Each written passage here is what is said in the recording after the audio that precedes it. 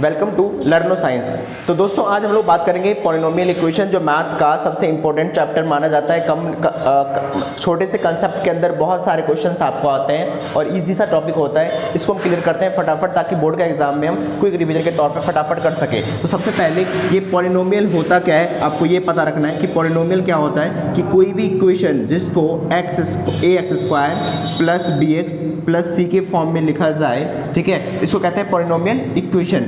ठीक है, इसके अंदर देखिए ये जो पॉलिनोमियल हो गया, अगर इसको इक्वल टू 0 लेके चलेंगे तो पॉलिनोमियल इक्वेशन बन जाएगा। इसमें क्या होता है, देखो कि ये जो x है और ये जो x है, दोनों x को हम क्या कहते हैं, वेरिएबल कहते हैं। आपको याद रखना है क्या कहते हैं, वेरिएबल कहते हैं। इसके जो मैक्सिमम पावर है, इस पावर को क्या कहते हैं, डिग्री कहते हैं। आपको याद रखना है पावर को क्या कहते हैं, मैक्सिमम पावर को डिग्री कहते हैं। ये जो a है और ये जो b है, जो x के साथ इंक्लूड है, जिसको क्या कहेंगे, कोफिशिएंट कहते हैं। आपको याद रखना है कोफिशिएंट कहते हैं। और इस c को क्या कहते हैं, कांस्टेंट कहते हैं। किसी भी इक्वेशन को अगर इस फॉर्म में लिखा जाता है उसको पॉलिनोमियल इक्वेशन के नाम से जानते हैं। अब देखिए इस पॉलिनोमियल इक्वेशन में क्या होता है कि आपसे पूछा जाएगा कि इसका डिग्री क्या हो, कितना होता है, या अगर डिग्री आपको दे रखा हो तो पूछेंगे इसके जीरोज क्या होते हैं। तो देखिए कोई भी इक्वेशन हो आपके पास, ax² plus bx plus c लिखा हुआ है, ठीक है, इक्वल टू 0 लिखा हुआ है, यानी कि इसमें x की कोई वैल्यू है जिसको इसमें अगर हम पुट करें तो पूरा इक्वेशन क्या हो जाएगा, 0 हो जाएगा। वो इसका जीरोज कहलाता है। ठीक है, तो इसको जीरोज आपको समझ में आया। जीरोज क्या होता है, किसी भी इक्वेशन की वो वैल्यू जो इस पूरे इक्वेशन को 0 करता है वो इसका जीरोज कहलाता है। अब देखिए जीरोज हम कैसे पता करेंगे, इसका जीरोज कितने आएंगे, तो किसी भी इक्वेशन का डिग्री, किसी भी इक्वेशन का डिग्री जो है वो आपको नंबर ऑफ जीरोज बताएगा। इसके कितने डिग्री हैं, 2 हैं, यानी कि इसके जीरोज कितने आ जाएंगे, इसके जीरोज आपको मिलेंगे कितने, 2।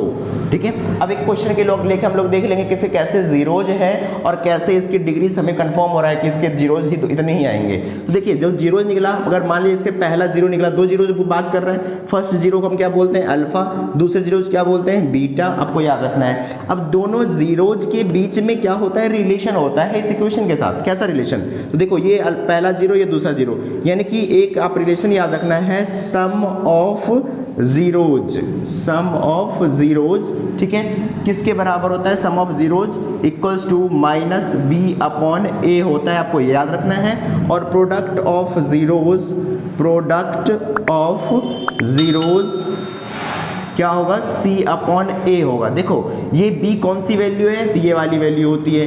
ये a कौन सी वैल्यू है, तो ये वाली वैल्यू होती है। ये c कौन सी वैल्यू है, तो ये वाली वैल्यू होती है। ये a कौन सी है, तो ये वाली वैल्यू होती है। आपको याद रखना है। ठीक है, अब किसी भी इक्वेशन के अंदर क्या होता है कि उसके कितने जीरोज होंगे उसको हम ग्राफ से कैसे पता करेंगे। ग्राफ जितनी बार x एक्सिस को y एक्सिस को काटता है उससे भी हमें पता चलता है कि उसके जीरोज कितने आने वाले हैं। तो जैसे मान लो कि कोई इक्वेशन है आपके पास जिसका ग्राफ, ये मान लो कोई ग्राफ है, आपको पता है कि ये x एक्सिस होता है, ये x डैश होता है, ये y होता है, ये y डैश होता है। अगर मान लीजिए कोई भी इक्वेशन ऐसा चला जाए, इसका मतलब पूछा जाए कि इसका जीरोज x एक्सिस पर कितना है, तो आपको ध्यान रखना है कितनी बार x को काट रहा है, 2 बार काट रहा है, यानी कि इसके जीरोज कितने हो जाएंगे, 2। ठीक है, अगर कोई इक्वेशन ऐसा होता, मान लो कि ये जो मान लीजिए जो यहाँ कट कर रहा, अगर ये कर रहा था ऐसा कि 1 2 3 ऐसे बार कट रहा है, और पूछ ले कि इसका x एक्सिस पर कितने जीरोज है, तो देखो x को कितनी बार काट रहा है, 1 2 3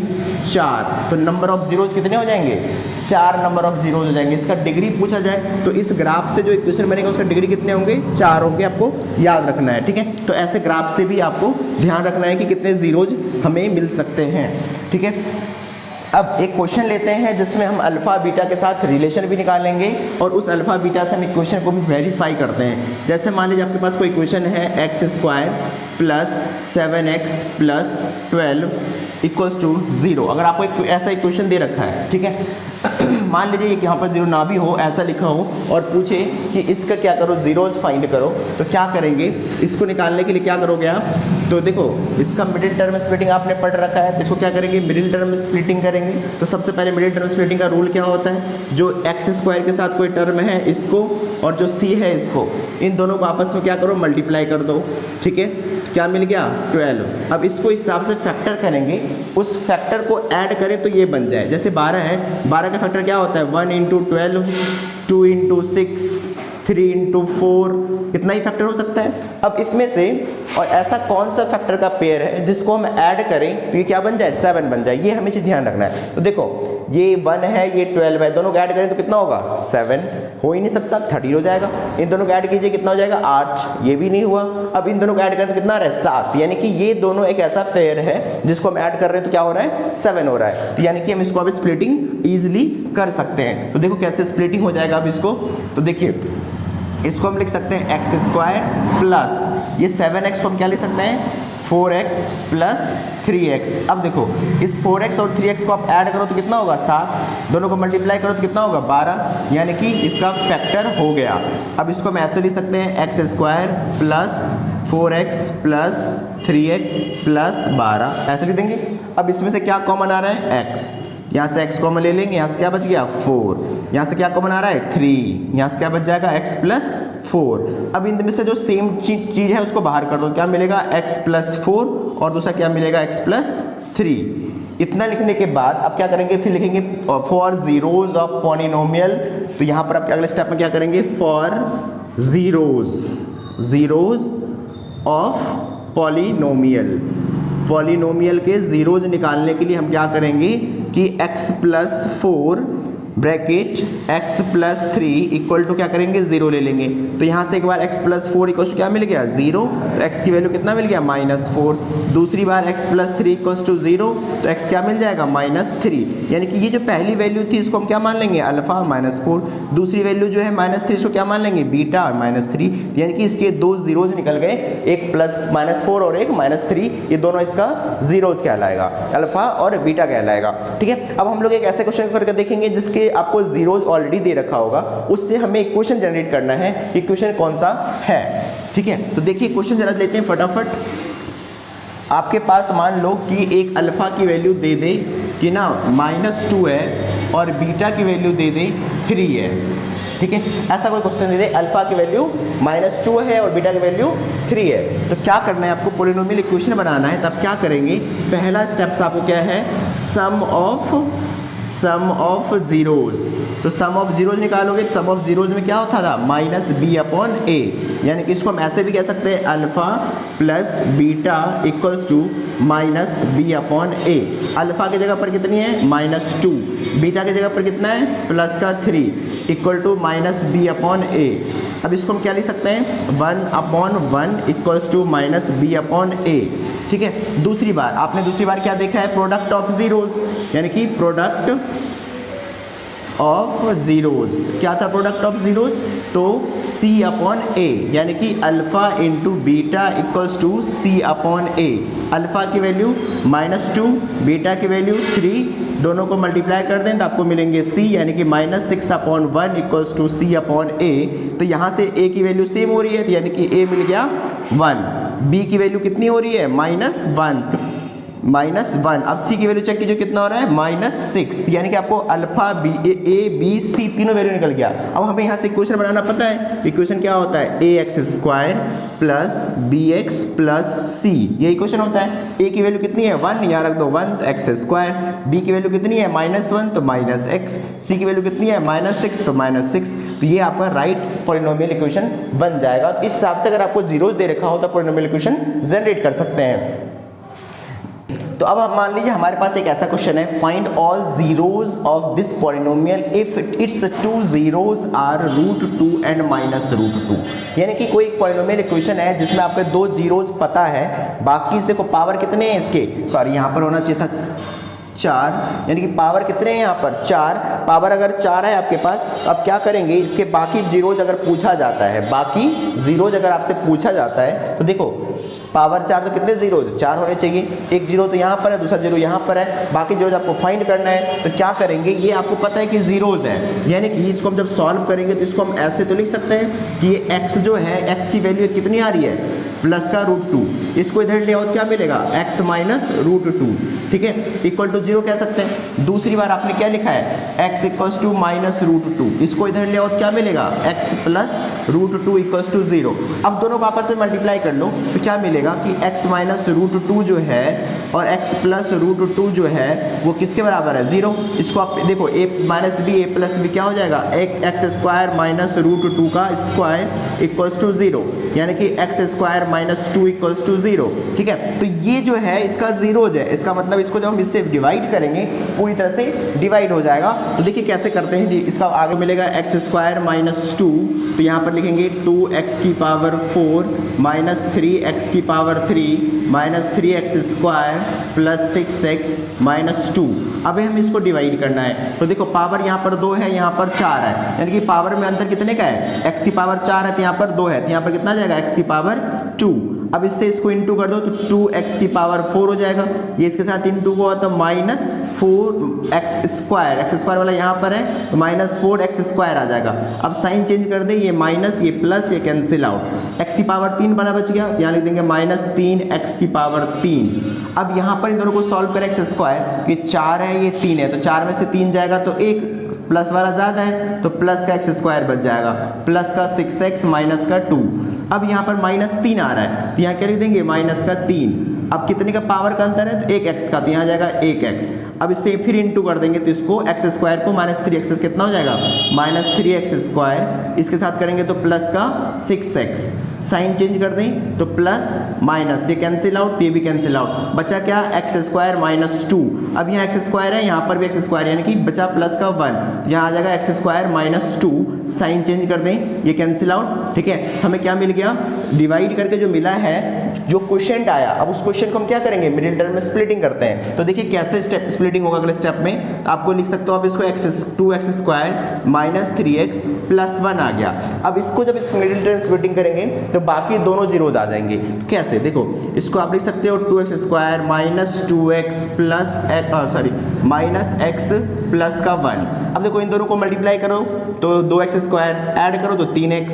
अब इनमें से कॉमन क्या आ रहा है तो 2x, बचा क्या यहाँ से x, क्या बचा यहाँ से माइनस का 1, माइनस 1 यहाँ से कॉमन ले लो तो x माइनस 1, क्या मिलेगा 2x माइनस 1 और x माइनस 1, यानी कि फिर यहाँ पर फॉर जीरोज लिख लेंगे पॉलिनोमियल्स। यहाँ क्या मिलेगा 2x माइनस 1 इक्वल्स टू 0, तो x की वैल्यू एक बार मिल गया 1/2 और दूसरी बार x माइनस 1 इक्वल्स टू 0 तो x इक्वल्स टू प्लस का 1। तो इस हिसाब से एक क्वेश्चन जो है ये बहुत इंपॉर्टेंट है, बोर्ड के एग्जाम के पेपर में, आपके पेपर में जरूर नजर आएंगे ये। तो आपको इस क्वेश्चन को प्रैक्टिस बहुत अच्छे से कर लेना है ताकि बाकी आपको दो जीरोज दे रखा होगा, बाकी 2 जीरोज निकालने होंगे, आप आराम से सॉल्व कर लेंगे।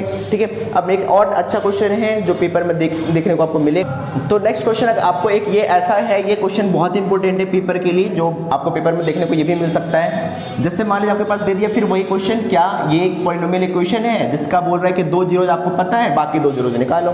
सेम वही कंसेप्ट, सेम वही प्रोसेस इसमें भी आपको फॉलो करवाने हैं। क्या कंसेप्ट था उसके अंदर, तो ये आपको क्या करना है, जो आपको सॉल्यूशन दिया था x equals to under root 5/3, ये इसका जीरोज है। अब इसको उठा के इधर ले आओ तो क्या मिलेगा x minus under root 5/3 equals to 0। दूसरी बार आप क्या दिया हुआ है तो x equals to minus under root 5/3। अब ये माइनस जो है जब इधर आएगा तो क्या हो जाएगा प्लस, यानी कि x plus under root 5/3 equals to 0, यानी आपको क्या मिल गया, दोनों जीरोज मिल गए, एक साथ आपने ले लिया। अब दोनों क्या करा था हमने अगले स्टेप में, प्रोडक्ट कर दिया था, दोनों को प्रोडक्ट कर दो, क्या मिलेगा x minus under root 5/3 into x plus under root 5/3 equals to 0। फिर वही फॉर्मूला बन गया, तो एक्स स्क्वायर माइनस 5/3 आपको मिल गया। अब इससे आपको क्या कर देना था, पूरे इक्वेशन को डिवाइड, तो करो same steps, x square minus 5/3 से डिवाइड कर देना है 3x की power 4 plus 6x cube minus 2x square minus 10x minus 5। अब आपको क्या करना है, इसको डिवाइड करना है, तो डिवाइड करो, क्या मिलेगा, यहाँ पर 3 है, यहाँ पर नहीं है 3, तो यहाँ पर आपको 3 लिख देना है। पावर में कितने का अंतर है, 2 का अंतर है, तो यहाँ लिख देना है x स्क्वायर। अब यही चीज़ क्या कर देना है, इंटू कर देना है इसके साथ, तो क्या मिलेगा 3x की पावर 4। जब इससे इंटू होगा तो क्या होगा, 3 से 3 कट जाएगा, बचेगा क्या minus 5x square. X square वाला यहाँ पर है तो यहाँ पर लिख देना माइनस 5x स्क्वायर। अब क्या करेंगे, साइन चेंज, माइनस प्लस, ये कैंसिल आउट हो जाएगा, यहाँ पर 6 के नीचे कुछ नहीं है तो 6 ऐसे आ जाएगा।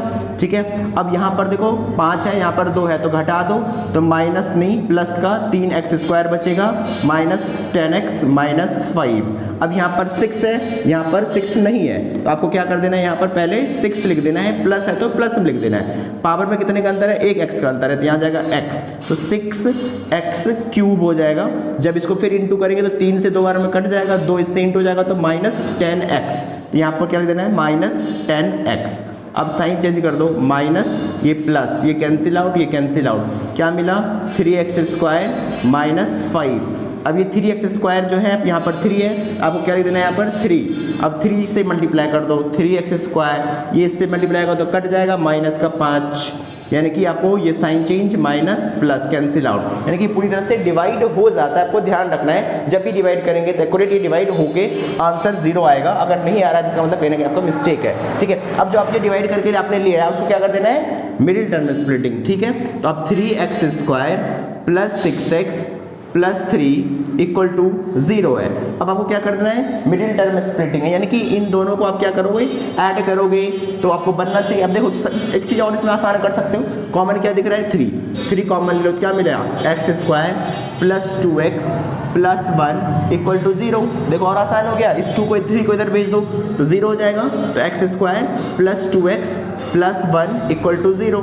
अब ये सिंपल फॉर्मूला बन गया x प्लस 1 का whole square equals to 0।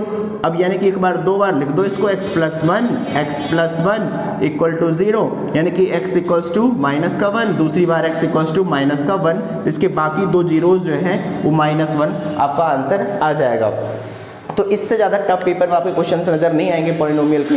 Polynomial में आपको वही चीज़ को प्रैक्टिस दोबारा कर लेना है कि एक्सेस पे काटेगा तो कितने जीरोज होंगे, ठीक है। दूसरा इसके डिग्री से कितने जीरोज निकल सकते हैं हमें वो पता करना, ठीक है। या आपको डिग्री दे रखा होगा तो इसके कितनी बार एक्स एक्सिस को या वाई एक्सिस को काटेगा। तो एक क्वेश्चन आपके पेपर में ऐसा नज़र आ सकता है कि आपको दे देगा कि मतलब -5 और 4 दे दे, ठीक है। ऐसा लिखा होगा कि कोऑर्डिनेट है किसी चीज़ का, पूछा जाएगा कि इसका x एक्सिस से डिस्टेंस बताओ कितना है या y एक्सिस से डिस्टेंस बताओ कितना है। तो सबसे पहले इसको हम क्या करेंगे, ग्राफ पर प्लॉट अगर करके देखो आप तो क्या मिलने वाला है कि ये हमारा x होता है, ये x डैश होता है, ये y होता है, ये y डैश होता है। देखो -5 है तो कहीं ना कहीं इधर आ रहा होगा, मान लो ये वैल्यू -5 होगा, ये वैल्यू 4 है तो मान लो ये 4 आ रहा होगा, ठीक है। तो आपको ये मिल गया -5 और 4, यानी कि x की आपको अगर इसको देखो तो x कितना आ रहा है -5, यहाँ पर देखो तो कितना आ रहा है y की वैल्यू 4। अब देखो क्वेश्चन पूछेगा कि x एक्सिस से कितना डिस्टेंस पर है। अब देखो कि x एक्सिस तो ये है, इससे देखो